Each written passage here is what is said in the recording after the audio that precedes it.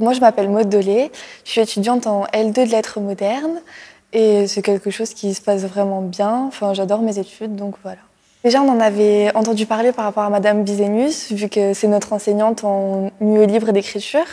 Donc, elle nous en avait parlé. Et c'est quelque chose qui m'intéressait parce qu'on a un cours à la fac à propos des pratiques et des usages du livre. Et c'est quelque chose qui, personnellement, m'intéresse beaucoup.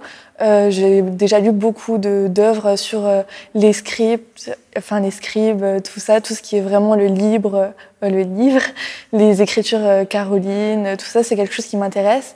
Et je trouve que là, c'est quelque chose qui rentrait complètement dans ce qui m'intéressait.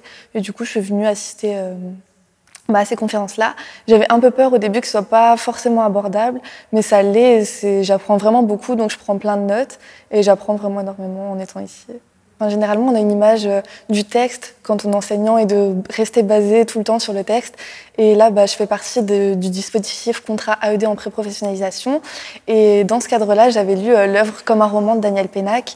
Et c'est à partir de ce moment-là que j'ai appris qu'en fait, il fallait parfois, pas tout le temps, mais qu'il fallait parfois savoir se détacher des textes et pour leur donner un nouveau mode de diffusion, pour que ça intéresse les élèves différemment, parce que souvent, la question qui se pose quand on leur dit qu'il va falloir lire un livre, ça va être « il y a combien de pages ?» Mais c'est horrible.